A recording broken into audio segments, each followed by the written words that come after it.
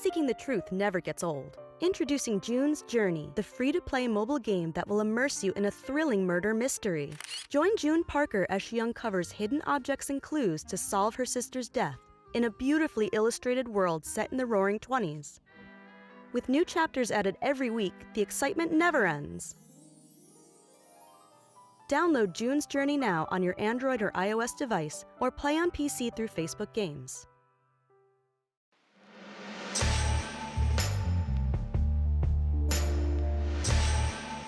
All right, so I'm really excited right now because I am seated next to two women, two badasses. We were just calling Dr. Michelle Ward the PhD having, Barbie looking badass, but I think that also applies to you. Now, I don't think you have your PhD, but you're a badass. That's not a credential that I get. Yeah. Now listen, I don't either, but you're both badasses to me, and you both have your shit together, and I'm super excited to talk to you specifically, especially because Melissa and I just got done recording regarding the Gilgo murders case, the serial killer case. Have you been asked about that, by the way? A little bit, not a ton, because in my world, this wasn't that unusual, his case.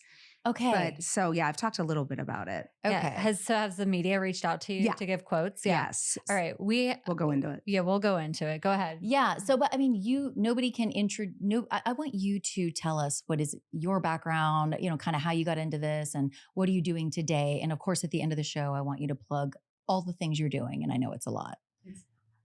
Because you said. First of all, thank you for the nicest intro ever. I mean, it's lies. I mean, unless you're talking about mature Barbie, but no, I met you at CrimeCon and I knew like last year in Vegas, and I was like, I really like her. You're one of those that looks can be deceiving. You're strikingly gorgeous, so it can be intimidating, but you're also very highly educated and you have your shit together career-wise. And so people might think, oh gosh, she's just going to be so serious and buttoned up. But I got a vibe from you that you're a lot of fun. Right. Yeah, especially in Vegas. In Vegas. I'm a lot of fun in Vegas. We need a girls trip. We need to go on the road. I'm ready. Say less. Okay. Yeah. Tell us how you got in, what you're doing today, your career background, and kind of like what you do, what projects you work on. So I'm technically, I have a PhD in clinical neuroscience, but that was studying neuroscience on a human population, strictly aggressive, violent behavior. So instead of rats and monkeys, I studied humans. So career-wise, we call it either a neurocriminologist or a criminal psychologist. Okay. So it's all very confusing and I can't spell any of it, but at one point I could. And essentially I studied the biological and genetic underpinnings of violent crime because at the time everybody was just studying the environmental stuff. But interesting. Yeah. And it's true. There's so much environmental influence on aggressive behavior, but it's not all of it because if you think about it, there are so many people who come from really traumatic backgrounds who end up being fine. Okay, True. Speaking of that, so I don't know if you know my background, but my father is known as the happy face serial killer. And that's why I'm so excited actually to be talking with you because I get numerous questions that I can only speak from my experience, but not from a scientific approach. And that's why I'm excited to talk to you about it. But the one question I get all the time is nature versus nurture. Right. That's where what makes a serial killer? And then the second question is, aren't you scared that you're going to give that genetic gene to your children that you're going to, raise a serial killer? So when I found out, Dr. Ward, that you have a podcast on how not to raise a serial killer, I'm like, she is the perfect guest today. Yeah. For my own curiosity, because of my background, but also for the topic we're going to talk about, which is Rex Heuermann's double life. Because another question that I wish would just go to bed already is, how did you not know? How, in Rex Heuermann's case, how did the wife not know? Yeah. They usually don't. They usually don't. Of course not. And thank you, by the way. I did know about your dad. I wasn't going to lead with that because that's awkward. Like, hey, nice to meet you. I hear your dad's.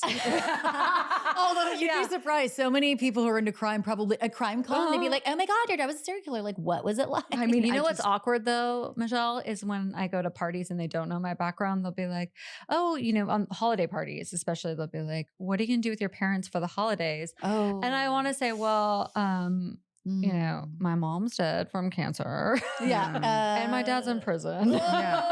You're like, and that's then when that everybody's person just eyes just retreats like- into themselves. Well, their they butthole retreat clenches. with, Excuse like- me. They retreat with curiosity. Yeah. Oh yeah. They're like, God, please tell me more. But sorry. Yeah. yeah. Well, and it's also like, is that contagious? Like, are you going to Yes. throw those genes on me if you sneeze? And there's all this misconception about, you are from such an abusive background that you're going to be weird, or you are carrying this constellation of genes. That I'm glad makes you said that because people say, "Oh, you're so normal." I'm like, I'm not really, but but in the context of what they're referring to, Yeah. yes, I am normal. But that's one of the questions that or one of the observations that they made. Well, it's interesting that you bring that up, because what I also do is I'm also a jury consultant, a litigation consultant, and I work on high profile crimes a lot, those court cases. And the kids of the criminals will come to court and they'll get harangued by the media, they'll get stalked. So it's not just casual kind of true crime fascination. Actually, even in the legal world, if you are the offspring of a criminal, I remember Phil Spector's kids came and like one twin sat on this side and the other twin sat on that side and took different positions in the case. And it was so popular, the consumption, people wanting to be near somebody who's related to a killer it's a bit of a negative cachet, but a cachet nonetheless. Yeah. That's creepy. I think that we have so many questions for you. I think you're going to drop a lot of knowledge on us and some insight. It's not. You're very humble, but I just know that you know your stuff and you are the perfect guest, like Melissa said, for this particular topic. Before we do that though, you strike me as somebody super fun. Like I said, are you up for a game of Would You Rather, just to break the ice? Ooh, are we going to drink? Excuse me. I walked in here and somebody said, let's get the shot right. And I'm like, No, I "Did you want say shots?" margaritas. Someone say shots. Shots? Shots? Margaritas. She's Come all on. pretty girl. They do have beer in the fridge in the studio, I will say. Okay, good. Because we just wanted to break the ice a little bit. We're going to be talking about some things that are a little dark. And I will say it obviously. was super fun creating these questions because I don't even know how I would answer them. I don't either, but Uh-oh. that's why it's going to Hey, be I'm going to fun. let you, Jamie, lead. You ask the Okay. first question and I'll ask Sure. the next question. Okay. So, and we haven't had a chance to really go over these notes. We did this on the card down here because we thought it would be fun as the three of us to come up with these. But so the first question would be, would you rather be mansplained by a young bro from UCLA, nonetheless? Thank you. Your school. Who has No, your- USC. I'm USC. Oh, But okay. that's why we did it. Oh, Because we know you went to USC, and Okay. I'm like, he's a young bro Oh, he knows from everything. rival school UCLA. He has your degree, Mm. and you have to sit there and take it. Or would you rather join an MLM? And if so, which one and why? Oh gosh. I'm going to go with the mansplaining guy I can bitch slap later. Oh, I love this. And you make a good point. It's like an MLM is just You're in gonna it have to call forever. your family. You're gonna have to hound them on Facebook Messenger. Hey, babe. Like you're probably gonna lose friends over it. Yeah. I mean, I lose friends weekly with the stuff I say, but I just feel like you. I could handle the bro. the bro. I don't You know. can handle a bro. And we came up with this question because we're like, knowing you're a female in what is probably a male-dominated industry, right? And you're beautiful. Thank you. I don't see this, but I love you. Will You're you marry me? Yes, I will. Okay, good. Wait, you're getting married in November, Details, so details. You're it's already taken. We You're already take. taken. Am I? Yeah. Oh, I like the Mexico wedding idea though. Oh. But you probably have had some experiences that are unique to a woman in a male-dominated industry who looks the way you do. And I know you probably are sick of me saying it, but I'm not ever going to get sick of you saying that. Good. That it's always going to be problematic on some level, but certainly we've worked long enough in this industry to know that maybe it's gotten better, but like it was really the wild, wild west back in the day. It was. As to what a man, and I'm not male bashing, but like all my experiences were men saying things to me and doing things to me that really should have never happened in general, but certainly not in the workplace. I think it has gotten better, but I just, to some degree, it still happens. Well, I honestly feel part of the reason I went all the way with the PhD is because I wasn't taken as seriously. Oh. And I think I could have Interesting. done the research I did at a master's level. But you had to double prove yourself. Well, and I just felt like I didn't really have a voice at the table until I got it. And then now, even when I work as a litigation consultant and, attorneys pay me for my opinion, like how should we tell this story? Which witnesses do we need? Let's prepare the witnesses. Let's pick the jury. There are a lot of times they'll look at my male colleagues before they'll look at me. And then someone will Ask be like, for your well, let's ask opinion. her. And sometimes if I don't come forward. And here's the thing, females with PhDs never insist you call them doctor, and I'm included in that. Why is that? Do you feel that you're asking for an entitlement or to be treated special? I don't know. It's almost like the audacity of a woman it's almost like you're braggadocious or something and you don't deserve to be. That's the way Or maybe it's because you just you want people to feel comfortable That's around what you. it So is. like as a female, you have a nurturing, perspective, and you don't want to make anybody feel less than or inferior. You want to disarm people so that you have a Yeah. relationship with them. And I don't know if that's exclusive to females, but I know that I prefer to be disarmed and I prefer to disarm. So I think part of it is that. And also I just got to a point where I didn't care. Like, you don't have to listen to me. You just paid me an exorbitant amount of money for my opinion, but don't listen to it. That's fine. Go lose your case. Yeah. Or, whatever. I care a lot less now than I did in the beginning, but my mom would send packages that didn't just say Dr. Michelle Ward. Doctor would be spelled out. Not DR. DOCTOR. I love it. I'm like, so it was worth it just to. So when you get married, are your announcements going to say Dr. Michelle Ward, No, I'm not not Mrs.? No, no, Mrs. Ward is my mother. Well, she's passed away, but no, I didn't do either, but I certainly didn't take anybody's last name because, A, I really like my last name. And I do too. B, I'm like, 50% of us are going to get divorced. And It's C, a lot of work to change. Well, your it's name. a really lot is a of lot of work, work. though. Your C. passport. It's a pain in the ass. Mhm. I mean, it was like it's always the last thing you do. It's like we had been married for quite a while and it's like, so are you going to go do the thing with the last name? I'm like, yeah, I'll get around to it. And I did eventually, but and it was hard for me because, my two older kids have their father's last name and I didn't want I felt like I was detaching from them. But I knew like my bond with my kids is so strong. It's not about a last name. And it was also weird for me to keep that last name and be married to this man. And so I took my new husband's, I call him new, we've been married over a decade, but his last name, that's what I wanted to do. But I certainly would have no issue also just going back to Jamie Craig, my maiden name. But I just knew pretty quickly I didn't want to keep my previous husband's name. No, it's awkward. My bond with my kids is like, they're like, Mom. They don't care. Okay, so I'm the awkward one. I kept my ex-husband's last name. But that's But Melissa I Moore, thought about it too. it's great. Also, It's when a you great go back to your name. dad's name, Yeah, never. See, that's a great never go back to Jesperson. No. But like, so when I just got married last year, and thank you. That was one of the things I thought about even doing a hyphen, like Melissa Moore / Knoyer, or but I have adult children, so they don't really need me to have the last name, but I feel like I'm Melissa Moore. Like I don't associate it with my ex-husband. I associate it with me. That's who You've I been am. that person for so many years. Yeah, it's who I am now. when you guys also both have huge careers, like changing your name would be awkward at this stage, It's right? weird. Yeah. It's weird. Yeah. It would be weird. Also, how the hell do you spell that last name, that new one? I know. Don't. Knoyer. Yeah, Well, don't. and they get it wrong all the time. They call it Canayer. Of course. Well, and he's in the military, and so they give nicknames to each other in the military, and he's Steve Annoyer Canoyer. Poor Steve. Can we? Okay, that is a really good one, but I'm trying to decide between the nickname that Michelle shared with us. You don't have to share it on mic, but Oh, I don't care. okay. When the day I graduated, we ended up going to like an SC game, and people were like celebrating, and this guy comes up to me and they're like, "Oh, she just got her PhD," and he's like, "More like PH double D." And it stuck. It's like, you asshole, but also like it is pretty catchy. It's catchy. Catchy. And he It's kind of catchy. rapped it. He's all PH double D. And like, I don't even know if he meant it, but it certainly got traction. Oh my God. Okay, that is so good. Oh my God. Go Well, okay. So are you up for a couple more? Would you rather? I'm ready. Yeah. Melissa, Okay. you got one for? All right. Would you rather be in a Mommy and Me almond mom group or in a smoking only casino playing the penny slots with bloodshot eyes? Mom group. As if that's a mom group as well. What's not an mom group. almond?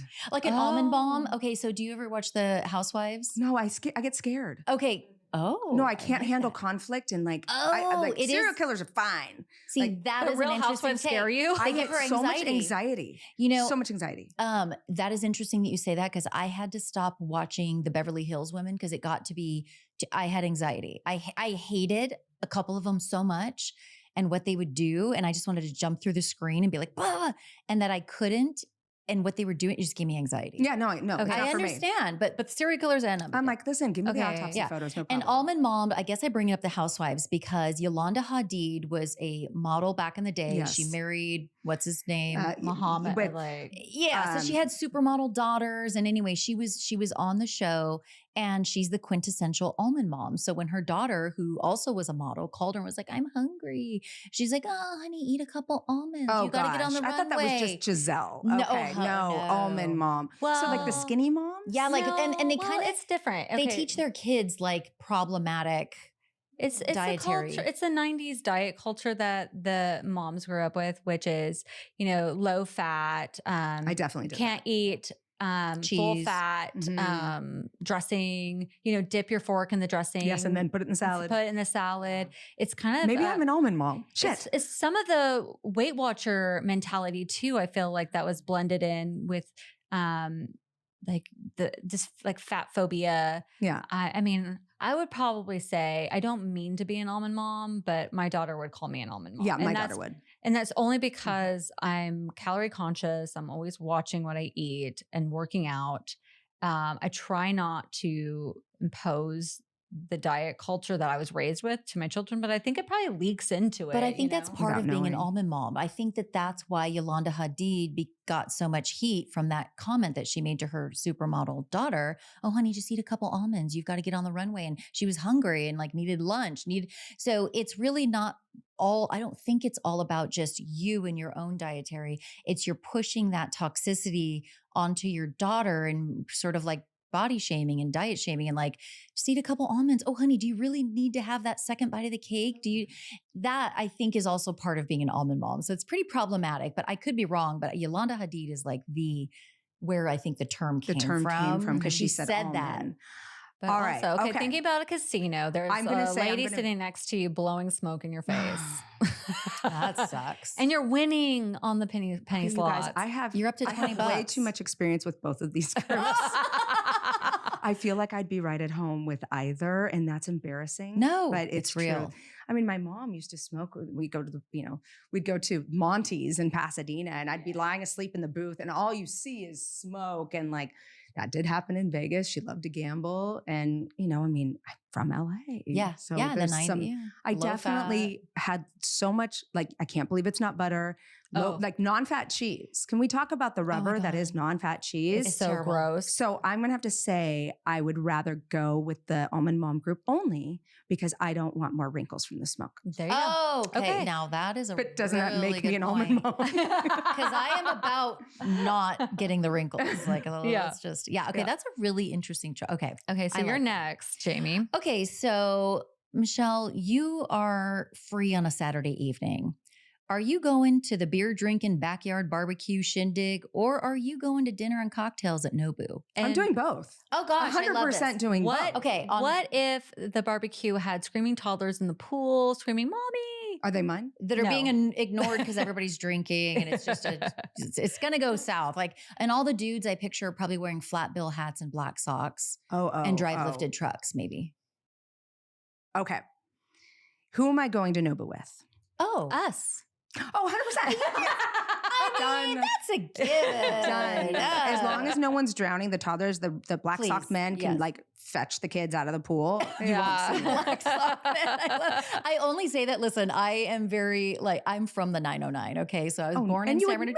Yeah, exactly, girl. I was born in San Bernardino, raised in Redlands, Highland. Stop. Went to school in Redlands, and so I identify as a 909er. In fact, my phone number is still 909. Wait, you know what? Now that's going to be cool vintage. Don't ever Okay, change so that. I'm not going to. Do you go feel to like Big Bear really early and start drinking at 9 a.m. on the lift? Okay, so we did. Yeah. I was one of 100%. we used to go snowboarding. We would drink. We would probably crack beers on the way up there. Don't do that. I would In your never do Honda that Civic? today in our Honda Civic or a lifted truck. Maybe there was a lifted truck, blasting, I don't know, some 909 Kid Rock. I may or may not have joined you from Pasadena, coming to the 210 up to Big Bear. But it lives on. I saw more Honda Civics lowered in the snow. Oh, they were all, and they all had In the snow. in the snow, the coffee can muffler. on the lowered coffee can muffler. Oh. Yeah. And you can hear it going up the street. There were a lot of those in my high school. Like the irony is there are probably people from all over the world listening to your podcast going, what the hell are these women They don't know. talking about? Yeah. It's a It doesn't Southern translate. California, but it's a certain sector of Southern California. It's the 909. It's the Inland Empire. It's San Bernardino, Highland, Pomona, Redlands. That's where I grew up. I only got out. I survived the 909. This girl got plucked out of the 909 because I met my husband, and he's from the San Fernando Valley. Where I'm And from. yeah. It's not all that different. No, exactly. I was gonna say he has some like he's not a bro, trust me. Sorry, bros, but he is. We kind of have a similar upbringing. He's from the Valley. I'm from the 909. Neither are glamorous. It's very smoggy in both places. Soup's smoggy. Yeah, and then if you go to the West Side, they're like all of you suck. Like you're all lame. Yes. Okay, so I grew up in the Pacific Northwest with flannel and men posting pictures of fish, holding fish. Oh, was it grunge rock too? It was Kurt Cobain. Yeah, I was gonna say that's where- Nirvana, and it was grunge, and it was dirty hair. And, Okay. Were they wearing Teva River sandals? With socks. That's in now. I know. Crocs are Socks in. and Crocs. Oh my gosh, I was just at the lake. Sorry. I love it. No, it's hilarious. I was at the lake in Idaho last week, and Coeur my d'Alene, friends. I went to Coeur d'Alene for a wedding, but I went to Priest Lake. It's gorgeous, and so one of my friends invited one of this guy, and he took his Crocs off, and he had tan line from the Crocs. It looked like The it dots? the holes. It had holes. Like the holes in the Crocs, he had like brown spots on his feet from the Croc tan. And Where you the didn't make sun- out with them. No, I didn't. Oh my God, girl. no. I was like, You passed up that chance. Oh. Okay. Can I just tell you, and this person shall remain nameless because I might get arrested. I don't know. Me and my friends, and my sister, got invited to go to an extremely world famous person's house. And this one particular time, the guy who lived at the house, he would receive all her packages and stuff. We went out in her SUV. I looked in the glove box, and it said, walked all through house. Her artwork is amazing. We just saw everything. So long story short, we got ham-skied out at the clubs, come back in her guest house, and my sister peed in her sink. Oh, I'm sorry. That's why we can't say her name. Because that's so disrespectful. I think we need to beep your What? sister's name. I know. Like, I'm not saying my sister's name. Everybody got ham-skied. We did clean up the next morning, and I'm like so embarrassed. This was years ago. And it wasn't me, it's my sister. but you But do it share did- 50% of your genes with her. Thank you for reminding me. Shit. Wait, that's brilliant. So What? the peeing in the sink, I do think it's weird. Now, my sister was hammered and somebody was in the bathroom and she was going to pee her pants. That's the reason. Not that that's a Oh, good enough reason. that's good context. And we did though. clean up the next day. I would never do it now. And I think it's Thank you for playing along. Thank you. You're such a good sport. We just wanted to break the ice because we are going to talk about a little bit of a dark topic. And why don't we get right into it? But before we do, I just kind of want to know what got you into the field that you're in today, and what specifically got you interested in predatory behavior? Yeah. Well, gosh, I feel like I have to be a little bit careful because Melissa, this is, it's personal stuff. I mean, It's actually like your dad is the type of, there's two different kinds of killers. There's several different types of killers, but if you were to break it down to its most rudimentary level, at least when we would teach undergrad courses, it's like you have your impulsive type killers, they get into a bar fight and they kill their girlfriend in a fit of rage. And then you have your predatory type of killers, the cold blood. And the operating systems couldn't be further apart. What makes we're fascinated by women killers, hence Mhm. Lipstick and Lies. What makes a woman a predator killer? So women are fascinating. It's easier to become a killer if you're a male. The wall is smaller. To be a female, usually our female serial killers and our female stalkers are more dangerous than their male counterparts.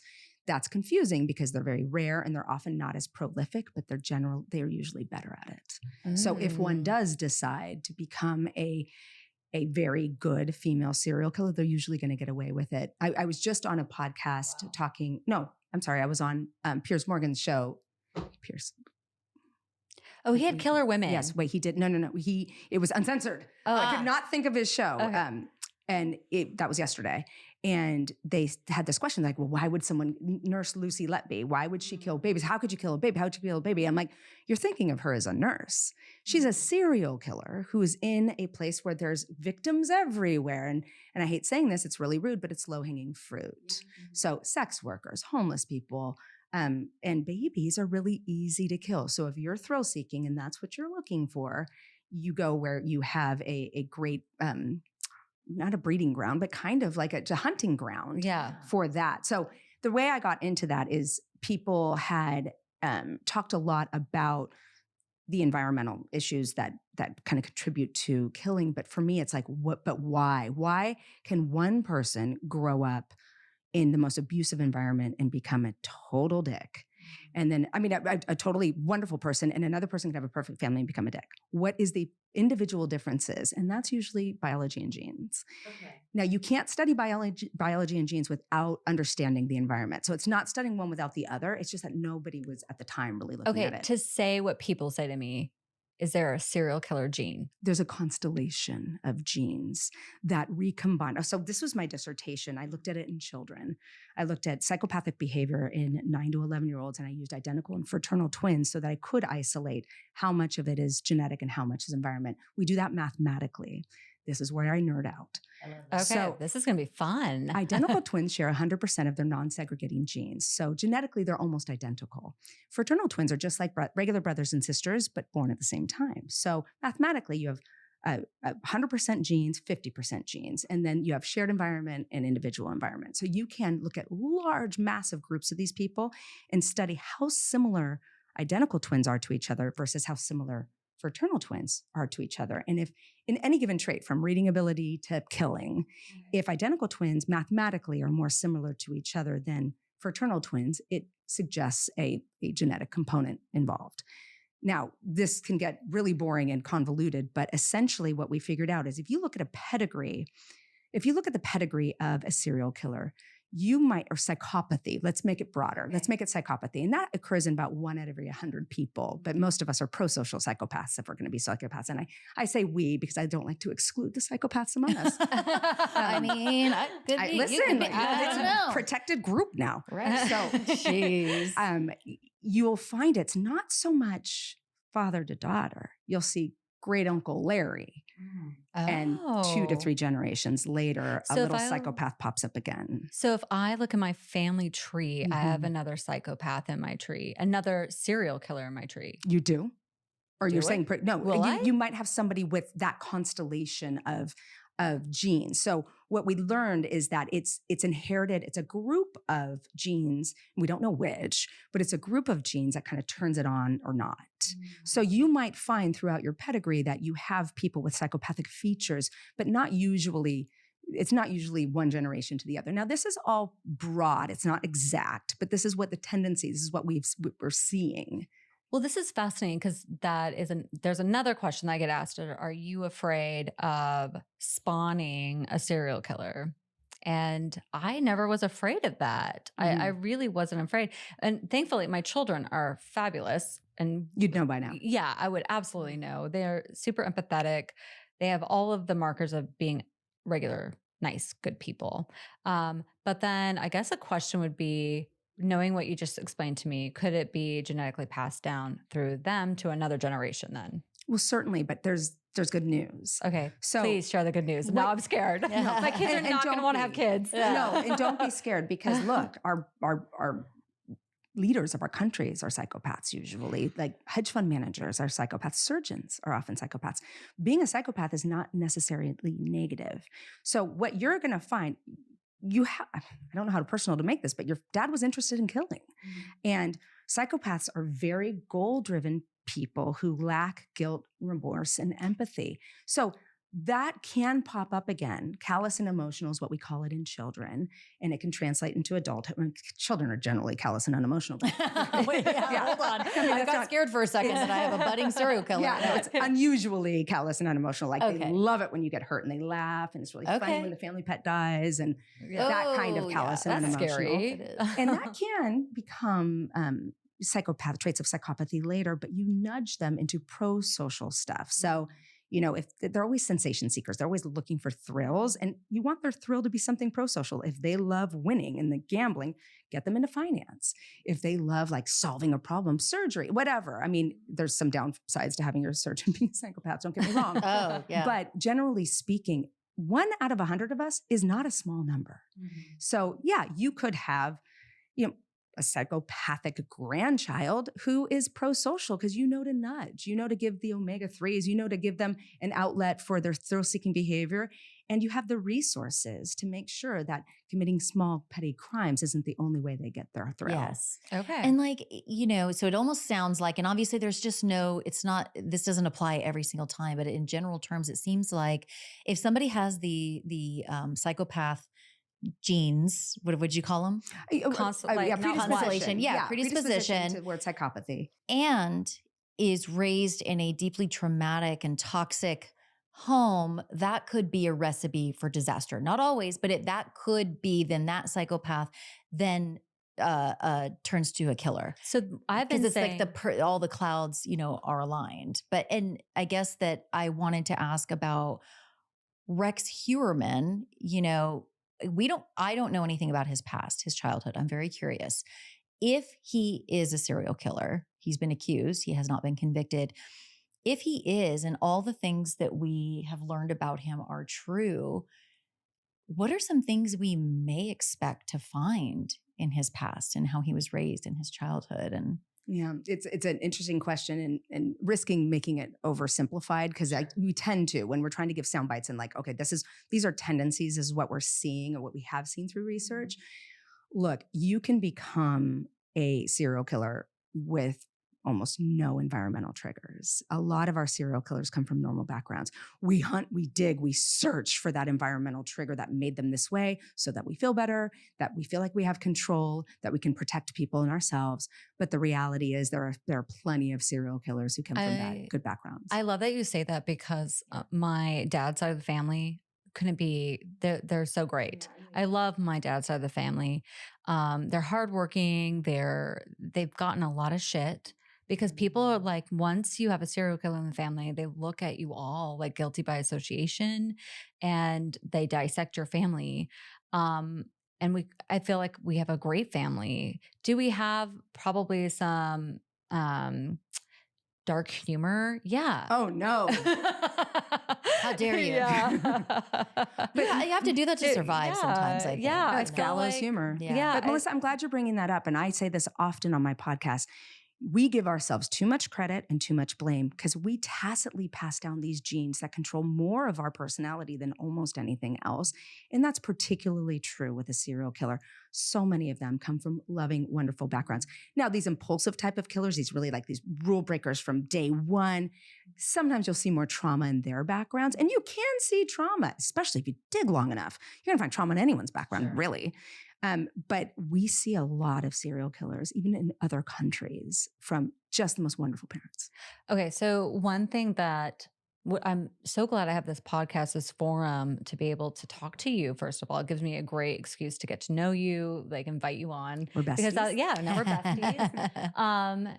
Because if I didn't have this podcast, so I would have to find a way to meet you in another way. I'm sure I would find another way. But what have you heard and have you watched any of the news with Rex Heuermann and his wife, his estranged wife, Asa? And what are your thoughts about the visuals and what you're seeing? I just like, that's what we see when we have a serial killer. Often they're a little weird, because they have to be, they can't be like, you'll find that they, might run a Boy Scout group, but they're not best friends with their neighbors. And I wasn't surprised at all. Of course, he's a little odd, keeps to themselves. Well, they don't have social graces because they don't have the ability to empathize, I think. And that's what I found with my father is he had limited social abilities. Like socially awkward. Did he seem like he was on the spectrum at all? No, he was actually very charming. But when it came to like normal party environments, like when you're mingling with people, he was a little awkward because you would never be able to empathize with, when you listen to somebody when they're telling you a story, he didn't have that ability. It's 'Cause about he him. doesn't He's a care. narcissist. It's not He about didn't him. care. He doesn't care. He didn't care at all. He didn't care. Yeah. Did he treat, I don't know this part of your Yeah. background. Did he, and you've probably said this 300 times, so I'll take this offline, but did he treat you guys as extensions of himself that he cared Yes. deeply about? Yes. Or, okay. Because it He goes did. both ways with psychopathic men. My weight, I had to be thin. And he was very focused on his weight. So he would say, hey, he called me Missy. He would say, hey, Missy, you're getting a little thick. And I think, we talked about almond moms earlier, but I think I had a little bit of body issues from having a father who, drove in about what I look like. And he cared a lot about our persona, like our optics as a family, that he was a good father, that he had to be looked at as a good dad. Yeah. They have that narcissism to them. Psychopaths do. At the end of the day, they don't care as much as a true narcissist does, because they're not as insecure, but they do that whole, the optics are so important. Now you can get a Rex who's like, that he might need that kind of adulation from his family, but he doesn't necessarily need it from his outside circles. And you kind of need to be married to somebody like him. You kind of need to be a little weird yourself. So, because you have to be, and everyone's saying, oh, she must have known. I'm thinking, no. I'm glad you're saying that. Yeah. Because I don't know if you know, but I started a GoFundMe for her, and it's raised over $50,000. Nice. And the reason why I started it is one thing that my dad said to me that I have found actually to be true in life is not everything is what it appears to be. And when I saw the optics in the media of her just looking downtrodden, beat up, bewildered, I thought about my own mother. And when my mom divorced my dad and how she was destitute, and I knew Asa filed for a divorce from Rex. And when you're going through an investigation, everything's seized. And I knew she would have limited resources. So I started the GoFundMe. And that is one of the things that I have found is a lot of people said, which I was happy about. A lot of people said, she's a victim too. Thank God. Hallelujah. People are getting it. So the work that you're doing, the work that I'm doing, the work of true crime in general, I think people are starting to understand that serial killers and violent perpetrators are in a silo of their own, and sometimes the families are not involved. But then there's a couple people who said the same thing that I hate, which is she's complicit. She knew. And I'm like, why? I know those people. The odds are, I think, against that. I think, what are the odds that she Unless knew they're and was killing okay together. with it? No, and I think you're right, Jamie. It's when I first started working in true crime and I had my first show where I actually started talking about, hey, some of this is biology. Some of this is, look at brain trauma. 60% of our male inmates have head trauma, measurable on an MRI. People got upset. They want, we're a very punitive culture. Yes. We want everyone to have known right from wrong and to have made a bad decision and have accountability for all of it. The truth is less convenient and people don't like it. Alexis is familiar. I was 18 years old, living with my mom. She was freshly divorced, lived in an apartment. Long story short, I go across the street, go to the grocery store, get some things. Unbeknownst to me, a man was following me the whole time into my apartment complex. I saw him at a certain point and had chills. I was scared, but I was 18 years old. I had no experience with crime. And I thought bad things only happen to people on the news. So I went against my gut. Instead of getting in the car and driving to the police station, because I was so alarmed, I just got out and there he was. And I walked into my apartment. I go to my mom's room, tell her what I got. And lo and behold, I go to walk into my apartment and my bedroom, and he's in there. What? So assuming he followed me home from the grocery store. Didn't you lock your door? That's a funny thing. We're lock now. freaks. And my mom has always been a lock freak, but it was summertime and I was just a dumb teenager. My bedroom door or my bedroom window was like the bottom floor apartments.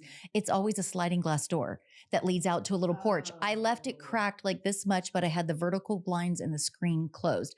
Didn't even give it a second thought. My mom's home. I'm just going to go across the street. She was studying for the bar at the time. I knew she'd be up, come home. And when I walked into my bedroom, the crazy thing is a movie is I walked in right as he's walking in. And it's very apparent to me that he thought he was going to catch me off guard because he knew I was in my mom's bedroom at the time because he could hear, outside her window. We've replayed all this, and he thought, I've got an opportunity. I'm going to go in her room.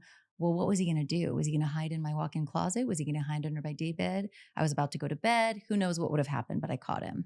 Right. And you could took him off guard, so he left.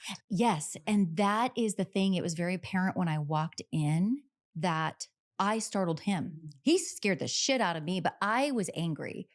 When I saw him, I thought, and I was like a sassy teenager or whatever, but like, I was just kind of like, you fucking pervert, get out. Who the fuck are you? Get out. Like, I was cussing at him, and I was like, ugh. I remember that my mom, the one thing she remembers me going is like, ugh. Like, Ew. yeah, You're not even cute. You're not even cute, bro. You're like old and whatever. But that is really scary. And when I do talk to killers, they'll tell me like they wait until the moment's right. They probably have 5 false starts before they actually commit the rape or the murder. Yes. And that's when you hit the nail on the head. Because when I've talked to, people in the field, psychology, experts, just to kind of get some knowledge of like what was going through his head, why did he do this? And what, very likely he had tried this before or done this before and had perfected it. Or not perfected it. Or not perfected it. He had a couple more to go. He had a couple more to go. And he's really lucky because my mom did come in running with her gun after she finally realized I'm in a confrontation. She thought it was my boyfriend at the time because he used to come in he was very like comfortable with my family. Yeah, I know. Exactly. No, it's not me. So no wonder I was a teenage mom. Wait, all the math is adding up. It's all adding up here. Family patterns. Yes. But my mom did. She didn't realize, she was so into her studies at the time that she didn't realize I was in trouble. She thought by me going, ew. And I was like saying the F word, but it's like, she's like, oh, she could be, joking around with her boyfriend at the time. But then something clicked and Mama Bear kicked in. My mom's always packing heat. Got her gun out of her desk, runs in, and she's like literally like, what the fuck's going on? I'm like, oh my God, he ran. Like, you went that way.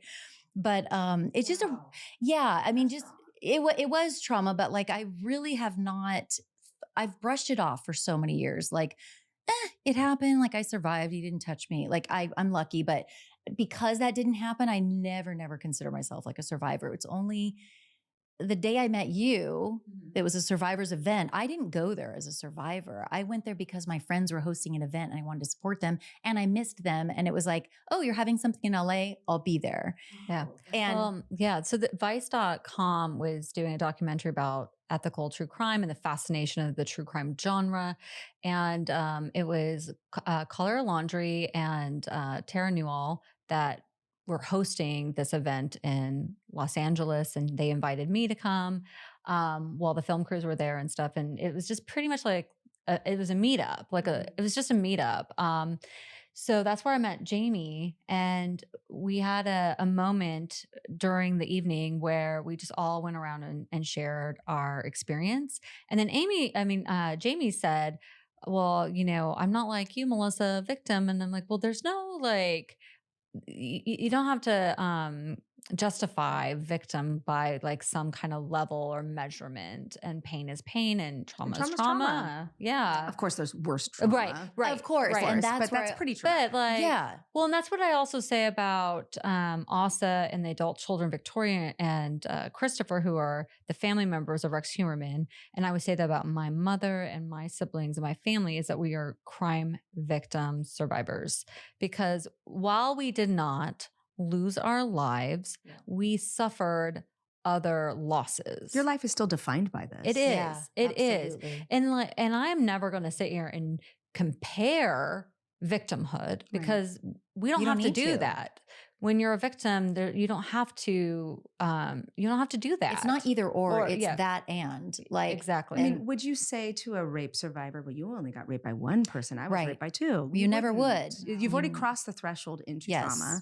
And of course, within there is going to be worse criminals, worse victims, all of that. But thank you for giving a voice to that narrative, because I come up against, I do a lot to say like, hey, maybe the parents didn't know, or like maybe the parents were good parents. Especially during Columbine, we saw a lot of, parent hate. And I don't know about their particular parenting, but it's not fair to assume, it really isn't. And there's another genre of criminals we don't talk a lot about, and that's those who don't get caught. and they are categorically different. And I'm thinking like, well, their family's better off that they never get caught, but the victims aren't. Because I've talked to a lot of, the families of the killers. I do that as much as I talk to the the families of the victims. And Dr. Robert Haddon was the kind of OBGYN you recommended to your best friend. Calm, knowledgeable, and greeted everyone with a smile. But his cheerful demeanor hid an ugly truth. Dr. Robert Haddon was found to be a serial predator who abused hundreds, potentially thousands of patients over his decades-long career. Once these stories began to see the light of day, one question remained. How was this physician, who was trusted with the lives of so many, able to get away with this for so long? When the powerful institution he worked for was confronted with these accusations, did it choose to protect its own reputation? Exposed, Cover Up at Columbia University, the new podcast from Wondery and Dr. Death's Laura Beale, is a story about people who are supposed to protect us, physicians, prosecutors, and the people around them. And it asks, did these institutions provide cover for a known predator? Listen to Exposed, Cover Up at Columbia University on the Wondery app or wherever you get your podcasts. You can listen to Exposed ad-free on Wondery Plus. Get started with your free trial at Wondery.com/plus. What's up? It's Kaylee Cuoco. When it comes to travel, we all have a happy place. I just went to my happy place. I just went to Maui, and it was truly amazing. Priceline has always been about getting you to your happy place for a happy price with deals you really can't find anywhere else. Like up to 60% off select hotels in Costa Rica or 5-star hotels for 2-star prices in Cabo. Go to your happy place for a happy price. Go to your happy price, Priceline.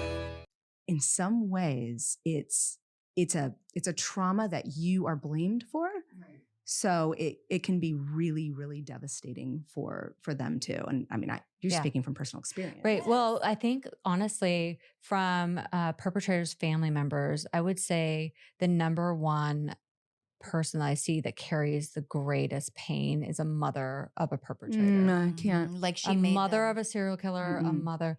I met with It's just Cindy. not I met with simple. Cindy Watts, the mother of Chris Watts, and she carries an unfathomable pain. Because there's a mother's guilt in that, like, what could I have done differently? Well, and he killed her grandchildren. Yes, and that too. Yeah. Killed her grandchildren. But I'm here to just plant this flag in the ground. I mean, I have met and spent time with psychopathic serial killers who, had I not had their bio in front of me, and I'm trained, I would never have known in a million years. I get comfortable with them. They're so good at it. And yeah, they're sloppier when they're little, but they're little. Like a child psychopath's so much fun because they have no idea not to say.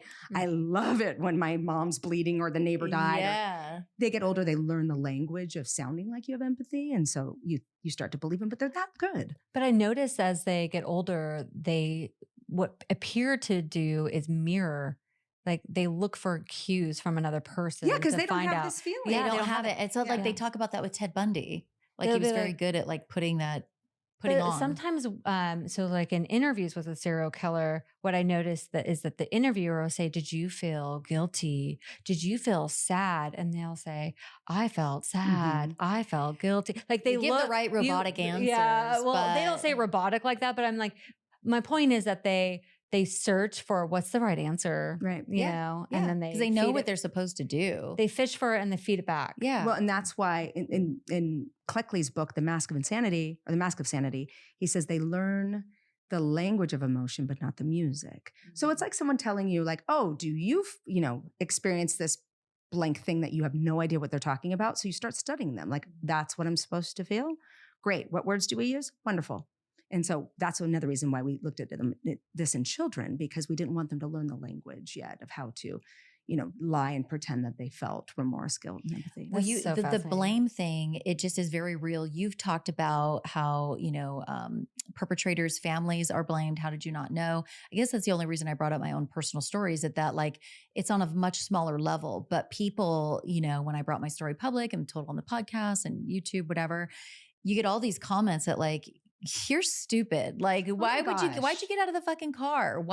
You said you were scared, dude, get in your car, go to the, so they all like know what they would do. They know what they, so I'm just saying like the blame is just very, and it, it needs to stop. But I saw that a lot in the Kohlberger case with the students that survived. Yes. That they were like, you saw him, you didn't do this. Why didn't you do this? Yeah, there's as if she knew right then that she was face to face with a killer. Like as if she just knew in the middle of the night, like, oh my God, I've got to call the police or stab this guy because he's a bad guy. Like you don't know your fight or flight or freeze. And I can speak to this, and you can too. Like we've all had traumatic situations. I did nothing that I thought. Jami, today, I would like to say that I would have done everything different in my personal story. I don't even recognize the girl who made those choices. Like, do any of us recognize our 18-year-old self? Right. Oh God, I hope not. She's long gone. Like I have like divorced myself from her. No, but like you don't recognize yourself because it's trauma.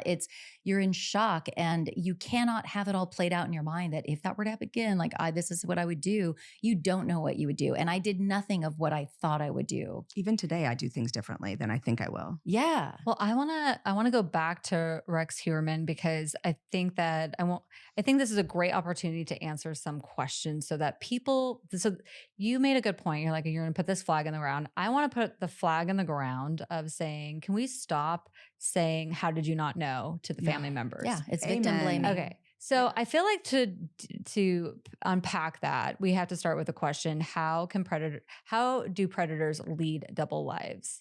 How does anyone lead a double life? Think about all these people you read. Oh my God, my husband had a gambling habit. My husband was doing meth. My husband had prostitutes on the side. He had a second family. It happens all the time. How much do you really know someone who's trying to hide things from Exactly. you? Yeah. Like if you're bright and you really want to hide something from someone you think you can't, you can. Affairs. You can. They happen constantly. all the time. And it's the same phenomenon. We only hear about those who are caught. This stuff happens with the frequency you don't want to know about, you're not comfortable with, and you are only hearing about the people who are telling you they found their husband doing something. Maybe, there's lots of things that people find their husbands or wives doing that you never even hear about. And then most of them go unfound.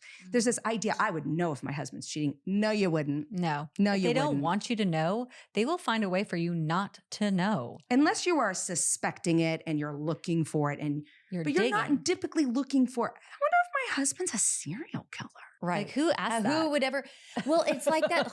I don't think your brain ever goes to the word. And that's why I didn't listen to the red flags.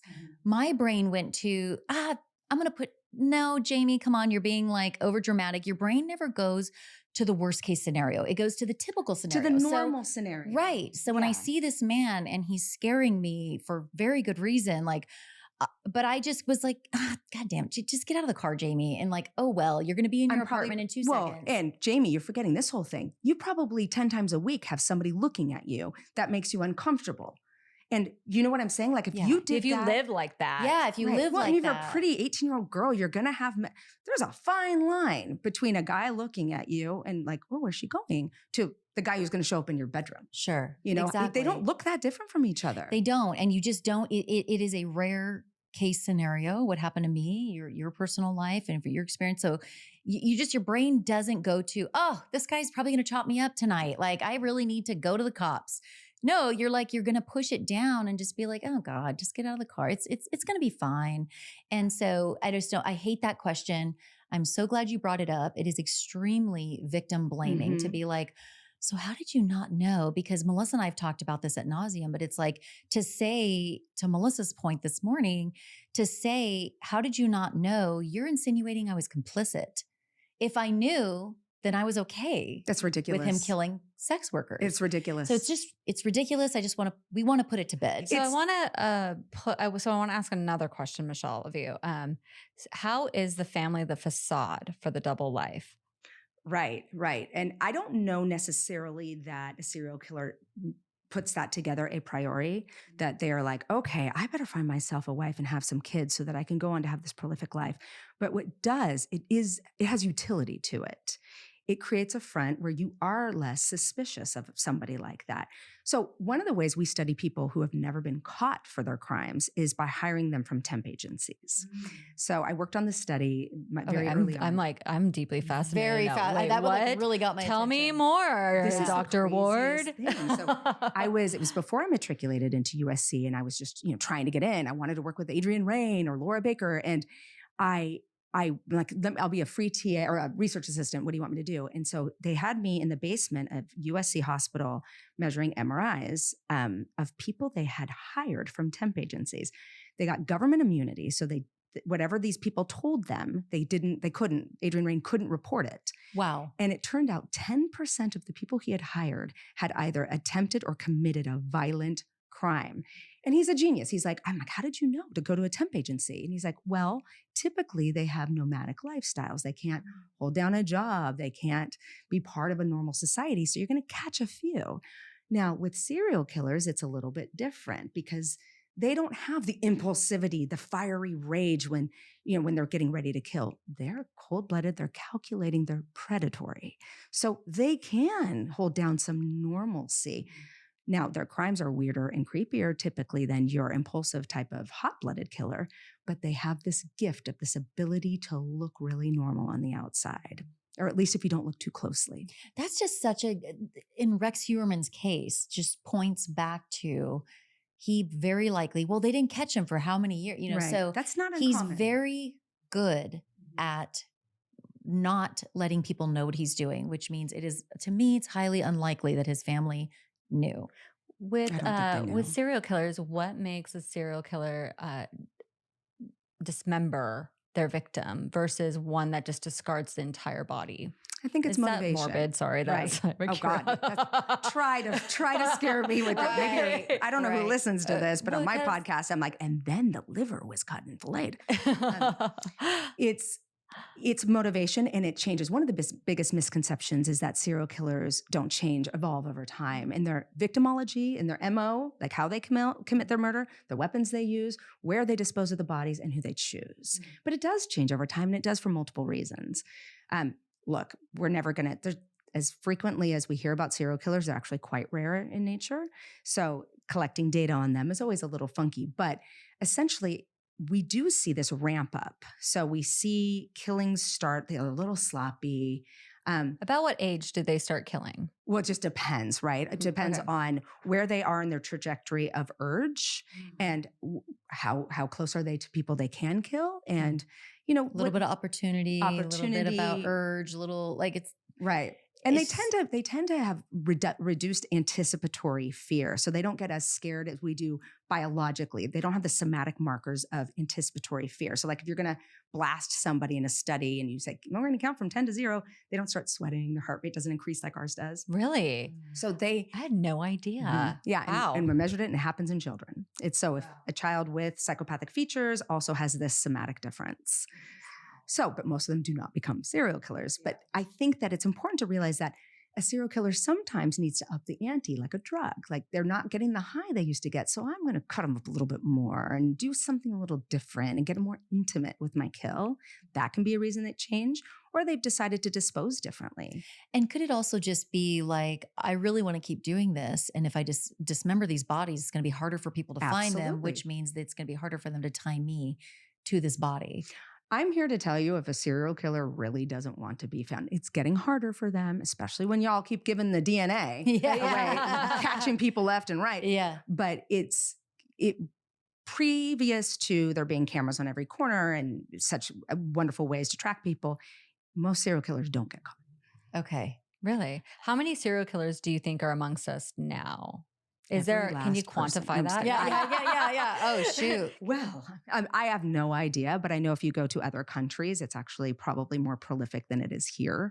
There's so many, like India and Asia, and there's just more people and less accountability for where the people are. So if you want to be a serial killer there, you get more people. Russia has a ton of fun ones. But I have no idea how many walk among us, but I know it's not that common. I just know we think we have a handle. All we know are the killers who've been caught. Sure. Right. Yeah. That's all we know a lot about. What is the first reported serial killer? I heard it was a like a Native American. I thought I Googled it some time ago, but When, like how far back?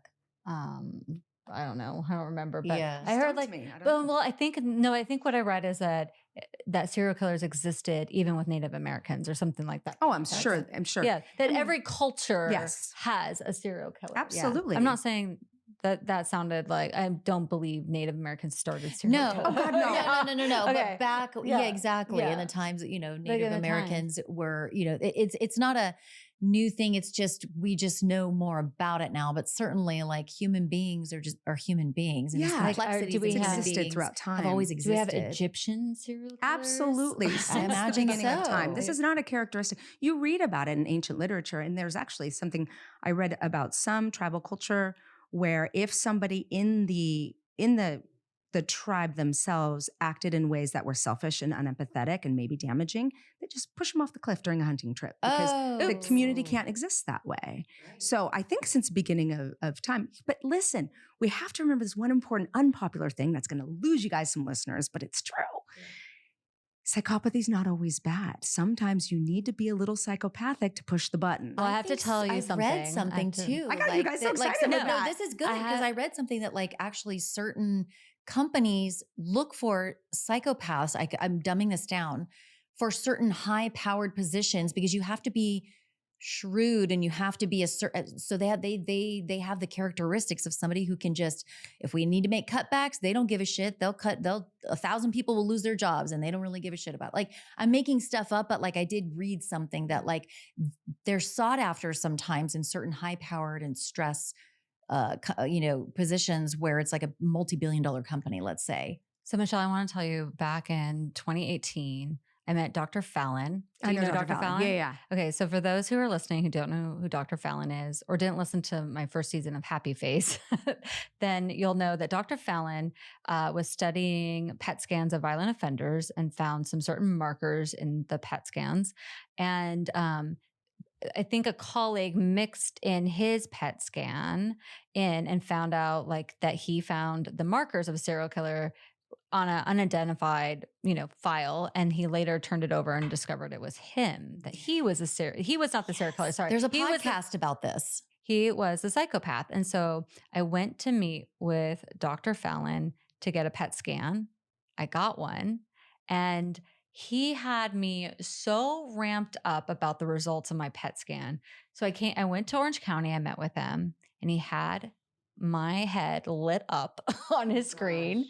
And he said, Melissa, it's not a bad thing to be a psychopath. Like it's a warrior gene. And and like you need psychopaths to be surgeons. You need them to like these high functioning jobs. It's like society needs psychopaths. So I thought he's leaning me to like, it's going to be okay. Yeah. Like you are. Yeah. But and he's like, you are not. fine. But you are not one of those interesting. you are not You're the psychopath. average. You're just a boring person. Yeah. You're like, ooh. Well, and I think it was true. Like I think his PET scan showed. You're going to see reduced activity or reduced size even in the amygdala, the limbic system of serial killers or psychopaths. We'll say psychopaths. And then in the impulsive killers, you see more of the frontal lobe stuff, but you can see those in serial killers too. So Fallon's scan, I've seen it. That comes on the heels of Adrian Raine, who in the early 90s, he's one of the first to do brain scans on killers because he's like, there's something here.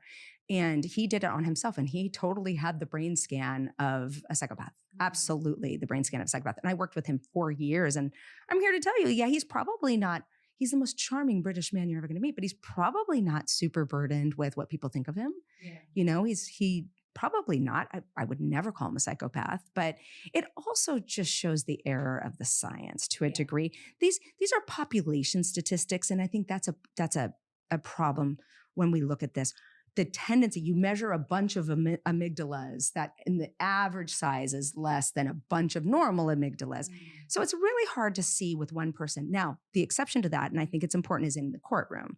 If you have this person who has missing half of their temporal lobe or has a giant contusion in the prefrontal cortex of their brain. That is a bit of a mitigating factor. Do I think that we need to be using that to let people off of crimes? No, but I think that the educational part of it, because there are things we can do about it. And that's like my whole goal. But before I leave this planet is like, can we just change the narrative a little bit, get the information out of the ivory tower, get it here, which you girls think you are doing. And let's also talk about what we know, what we can be done about such things. Sure. So Like Aaron Hernandez, I can't go with that. Yeah. It's such a hot, polarizing, controversial case, but he did have a lot of brain damage. He had a lot of brain damage. But exactly. When you know what happened, you're like, but that was pretty cold and repeated. And, so just look, I didn't study him as a researcher, but one of his attorneys did reach out to my jury consulting firm, litigation consulting firm, to have us pick his jury, and none of us wanted to. Wow. Yeah. Because we did the Casey Anthony trial. Like, we're not afraid. Yeah, of course. But if you have strong feelings about something, it's because he hires hits. Oh, scary. Yeah. That was our fear. No, thank you. When you make them mad, you die. So I deal with serial killer or murderers, criminals a lot, and they don't scare me. But when people are really comfortable hiring hits, I get a little nervous. That's scary. Yeah. The first doctor that you mentioned that discovered, oh my gosh, I'm a psychopath. Dr. Fallon. Dr. Fallon. I listened to a podcast about, I think it was him. And I think he had mentioned something like, and then I started to recall like, traits of like psychopaths, or, obviously not one size fits all, but he would be somebody who would like put other people in dangerous situations and they would be a little fearful. Like, for example, we're in a buggy, a motorized vehicle, we're going up and up and up, and everybody's like, oh my God, I'm scared. Like, can you slow down? And he's like, I'm having so much fun. I'm such a thrill. Oh, well, that they're scared. And like, it's like, he didn't care really that they were scared. And he realized that about himself. I could be thinking of the wrong, but I think it's him, where he realized that like, oh yeah, I am in those where they clearly were fearful, but I didn't really do anything about it. Well, and sometimes they enjoy that look on people's faces, especially since they don't experience it. I know that look because I watched my dad torture animals, and it's the pure enjoyment. Like, the more you scream, the more that they enjoy it. I do remember that. And I try to express it to people. Like, it almost was like the more I scream, the more I was screaming, the more it was enjoyable. I'm sorry about that. Yeah. Because that's really fucked up. Yeah, it's really fucked up. One thing that I would say is the silver lining of being raised by a serial killer is that I felt like it gave me a window into seeing predators, like being able to spot them. I feel that intuitively, I kind of felt like if they fell more in line with my father's vibe, for lack of a better word, I could steer clear. So that leads me to want to ask you about choosing a partner. You're getting married. Yeah. I'm married for my second time, and I have a person I care about deeply, and I need your advice because she has interest from a boy, and this is like a 20-something-year-old person. She has interest from a guy who is totally wooing her and came out right out the gate and said, I have a DV charge, domestic violence charge. My spidey senses, my red flags bursted all over me. And I told this person, no, there's a million other guys out there. However, she explained to me that it was in self-defense, but I'm like, is that the spinning of, he's trying to get ahead of the narrative. So I wanted to just like give you that context. If a guy has a DV charge, is he necessarily a bad apple, like walk away? Or could it mean other things? Like, how could you dissect if this guy is worthy of time or walk away? Get your hands on the police report and look at the details. I would never throw somebody's whole entire person away on a DV charge, because sometimes a woman can just say, because we have had situations, and I say this gently, where that's been weaponized. Women get, we're human, we're smart, we get clever. Sure. If I want to hurt somebody, I can create this. I know a person who put child pornography on her husband's computer to get him in trouble. It's not unheard of. Chances are he's an aggressive person. But there are exceptions to that. And you'd really need to know the details of it, not from his mouth. Yeah. Not from his mouth. That's, that's like a riddle, and would I say if this matches up to any other red flags, then put those together. Don't ignore. I mean, we call them banderas rojas, like wrapped in them. Yeah. That I would be uncomfortable with somebody young getting wrapped up with that. However, I have seen on occasion where that's been, a DV has been weaponized to hurt somebody. And that's the narrative that he gave, is that his girlfriend, obviously they say crazy, my crazy ex-girlfriend. Yeah, God. Now I'm triggered. My crazy ex-girlfriend was attacking me and I pushed her off of me. And I'm like, oh, that's well, then she would have had a DV charge too. That's what I thought. Yeah, exactly. And I'm a little more bothered, and this could just be my own personal bias. I'm a little more bothered by what seems to be a little bit of love bombing. I could be totally wrong. Red flag. Red flag. No. She's not wrong. The flowers, this person told me I've never been treated so well. Like by a guy. This guy treats me like everything. Remember Talented Mr. Ripley? This person, Dirty John. This person I love, it is bright, has a savings, perfect credit, has her life together, is a beacon of light and beauty. And so it doesn't surprise me that some guy would want to attach himself to her. Yeah. Well, then she's smart and she's going to see it eventually. It just teach this friend of yours. That's what the people around me that know this person have told me, is like, she's an intelligent woman. She's an intelligent young woman. She's going to see it. But because of my background, I am incredibly afraid. Of course. Because my mom, after my dad was arrested for serial murder, my mom married another violent man who brutalized my mother.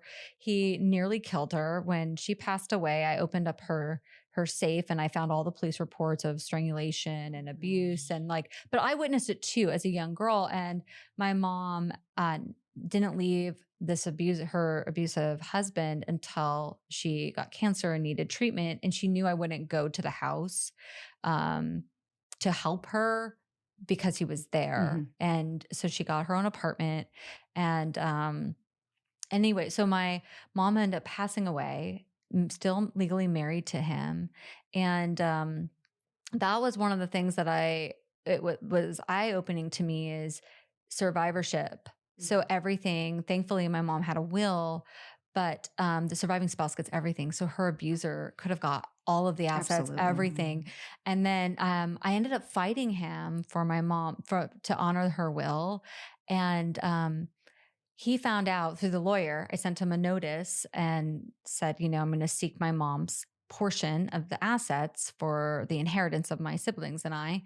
And I got a phone call actually after doing a prison interview. I got out of the prison and I have a phone call from the Spokane Mental Health Clinic. And they said, we just are obligated to tell you, but we just saw your stepdad here and he had said that he wants to kill you and he's going to stab you to death. Oh my God. And this is insane. I was like, he wants to stab you to death. And I'm like, why? And because I was going after You're in the way. I was in the way. Yeah. Where is he now? I'd like to have a word with him. I know, right? Many words. Here's the thing. I ended up winning everything that I sought out to. But the one thing that gave me joy, and this is maybe bad, but I got a message on Facebook Messenger from one of his biological children that said, my dad is really upset. He feels that mom is revenging him.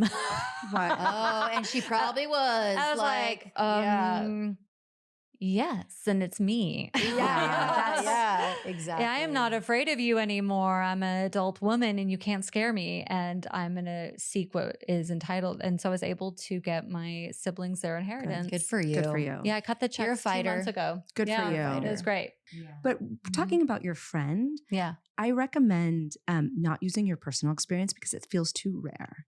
It feels too, okay, that happened, but it's not going to happen to me. Because you're the odd one. It's not relatable. Really it's not relatable. Mm-hmm. I would talk about I've been covering a lot of teen violence. 1 out of 10 of our high school girls gets hit by her boyfriend by the time she graduates. So it's like one out of 10 a year. We live in a world like this still? Mhm. Yeah, Oh. I did an episode about it, and I was like, look, not many things shock me, but this does. This violence within teen relationships is, and it always begins with love bombing. Oof, It always that gives begins me Can with love chills. you, bombing. Michelle, Yeah. describe love bombing for listeners? So I describe it a little bit differently than most people. I describe it as anyone who's trying to speed up the trajectory of a relationship. So we all get that, oxytocin feeling that like, oh, I really want to tell him I love him, but I've only known him 15 minutes. It's those who say it when it's an inappropriate time to say it. It's too soon. Ride those feelings out. And usually it comes along with, well, why didn't you call me? I couldn't get a hold of you. And well, I really miss you. And it feels like you like your family more than you like me. It shifts. So it starts with, you are everything to me. You are the best thing I've ever known. I've never felt this way before. I've never felt this way before is key. And using the word, I mean, I've been love bombed and fell for it in my 30s. So, I am going on my second marriage. Upgrade. But I've been looking around and I'm like, I think we need to broaden the definition as people usually want to speed up the relationship because they want control. Whether they know it or not. And it looks like, I love you, I love you, I love you, I love you. You don't really know how you feel about someone until you're in it for 18 months and all of those hormones have kind of settled down a little bit. So I think that is, it's a red flag, but it's not a breakable offense, but it's certainly something to pay attention to. And don't meet them where they are because it's not a healthy place. And when you don't meet them where they are, you'll see them losing a bit of control. And you'll know what they freak out. Yeah, this one's not going to work out for me. I was really trying to control her, but she's pulling back, right? So and then maybe they I move guilt on you. to the next. Well, and then but first they'll guilt you and try to control you. Yeah, like almost like, I just thought like I bought you like a dozen roses. I delivered them in front of everybody at your work, and then you chose to go to this party instead of come to my house. Like that's it's exactly like guilt, and I've heard it in so many cases that I've covered on my other show. And but the love bombing thing, now I don't know if this is something different, but there's also in domestic violence situations, DV situations, it's like, again, people look at these women and they accuse them and they go, well, why the fuck did you stay? This is how you've called 911 a couple times. Like you just keep going back and you keep going back. But isn't there that period of they do this horrible thing and they're physical with you, but then they're on their best behavior and they win. And they're so sorry. And they're so sorry. And, oh, flowers, babe, do you want coffee and, bed? I'm making things up, but you know what I mean? Like they know how to win you back. They know how to manipulate you into thinking like, I will never do that again. I was having a really bad day and this and that. So that's not love bombing. It's called something else. Yeah, it's repair. Yeah. It's the apology and the repair. And if you are a normal, empathetic person, it's really hard. It works. It's really hard to be like, I know you're sorry and I see you're sorry, but I'm still moving on. And that does not come naturally to us. We're like, okay, all right. Redemption's a real thing. And, there's some people who are biblical in their ability to forgive people. And it's not about, look, I know you're sorry. I just don't think we match. And I just don't, I'm not feeling this. Yeah, this is really. So I have to ask you because there's a buzzword now that everybody's throwing around with failed relationships or just relationships that are toxic, narcissism. Yeah. It's so what do you think of, okay, everybody says my ex is a narcissist. Yeah. Or my ex is a borderline or my ex is toxic or what do you think about people throwing out the word narcissism? So like frequently, like just throwing it out. I mean, just look up the definition and then you'll stop using it so much. I mean, they're like, I was discarded. I was like, they use all these terms. And I'm like, do we really have a rampant narcissism problem? Or is it just people are labeling their exes as narcissists? Well, it goes viral and everybody hears it. It's like the word trigger. I just said it a few minutes ago and I try to stay away from it because it's also like, I'm so triggered. But I hate saying that because it's like there are people who actually are like really triggered because they've been in a traumatic situation. Yeah, PTSD. PTSD is a real, yes. Yeah. But it's the same thing with like narcissism. And I'm guilty of this as well. I try to be very careful because I don't have the chops to be able to say if somebody's a narcissist. I don't know, but it's a word that's thrown around, but it's a viral buzzworthy word.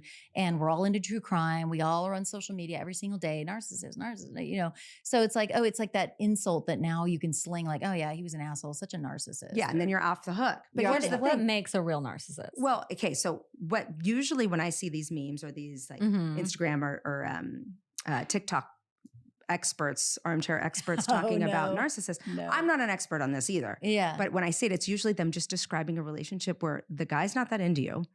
So he doesn't call you back very often. And like maybe he said them some things that wooed you into bed with him, but that's about it.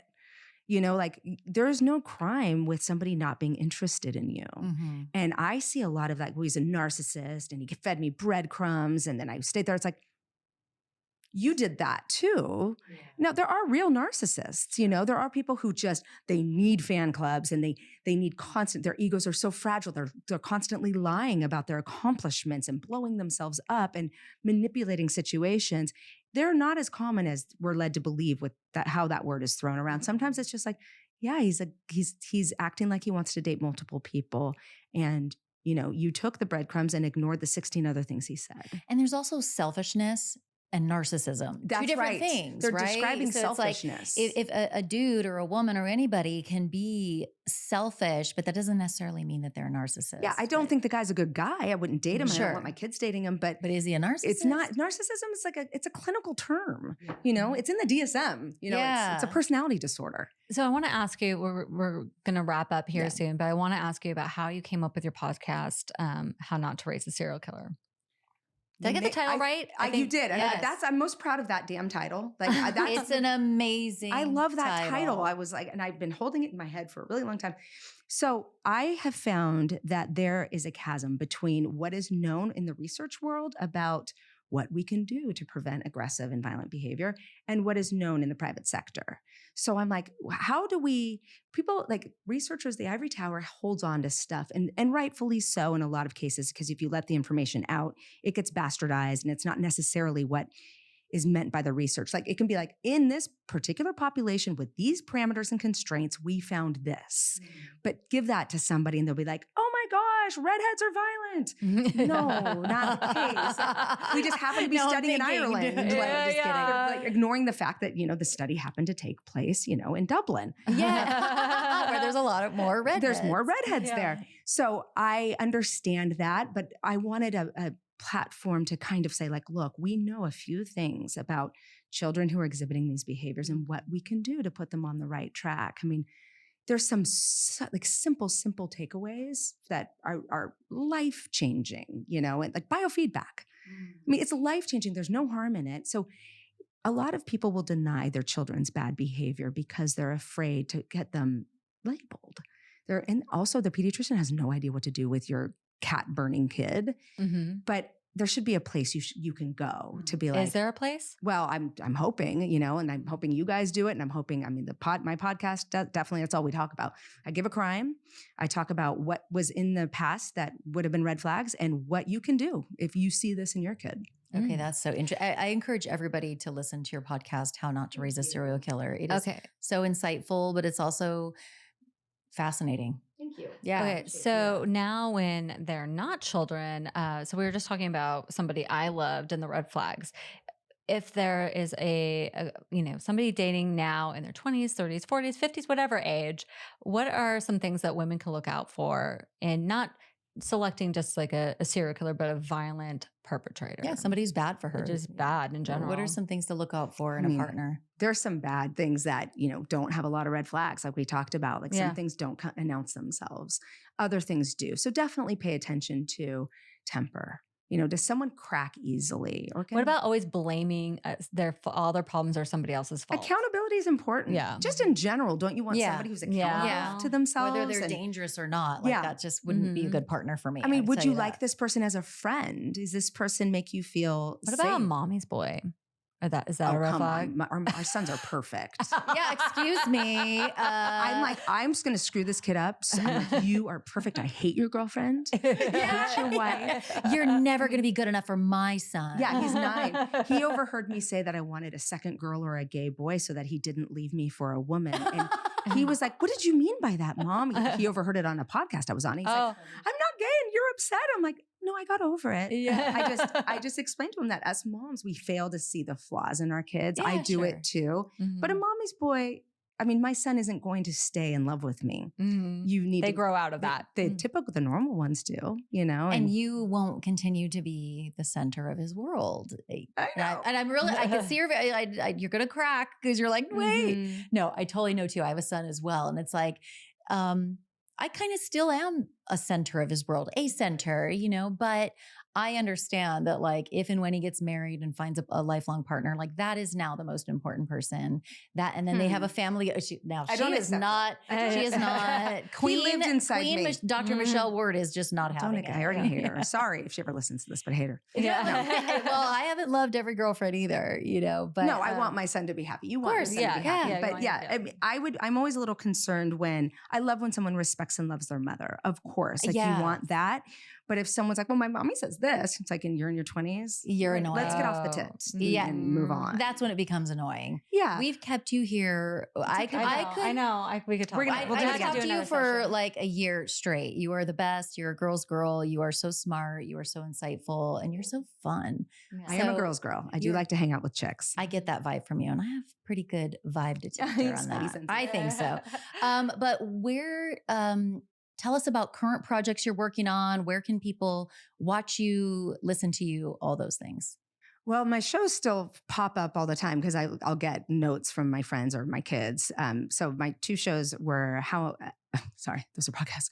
Stalked Someone's Watching. And that's, by the way, where you see all the love bombings start with these stalkers. Okay. And then the second show I worked on was Mind of a Murderer, which is not to be confused with Mind of a Monster, which is a show on ID that I have nothing to do with, but I do host their podcast, Mind of a Monster.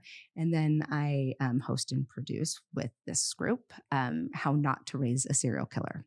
Oh gosh. So how do you have time to keep your skin in check and glowing? There's no glowing of the skin. I'm like, what do you mean you guys have adult children? You're 100% glowing right now. So we'll have to share those tips offline. It is hot. That always helps. Yeah. Awesome. Thank you guys so much for having me. Thank you. Pleasure was all ours.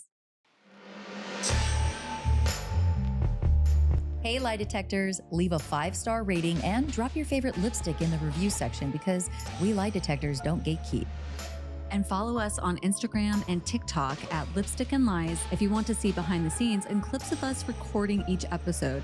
And be a part of the lie detector community. Executive producers of Lipstick and Lies are Melissa Moore, myself, Jamie Rice, and Sim Sarna. The podcast is co-produced by Cloud 10 Media. Subscribe to Lipstick and Lies so you don't miss an episode. We all know that crime is usually a good old boys club, but sometimes the truth lies behind lipstick.